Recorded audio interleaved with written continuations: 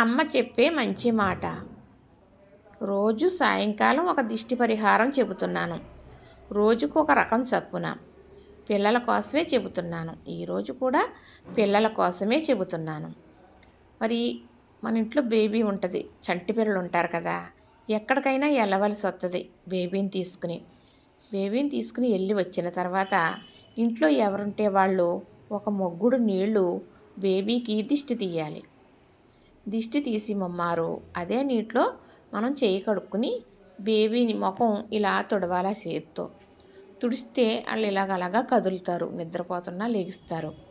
అక్కడతో ఆ పీడ పోయి ఏమన్నా చీడపీడలు ఉంటే పోతాయి. అప్పుడు ఆ నీళ్లు అవతల పోసేసి ఆ బేబీని తీసుకుని తల్లిని కాళ్ళు కడుక్కుని లోపలికి రమ్మనాలి.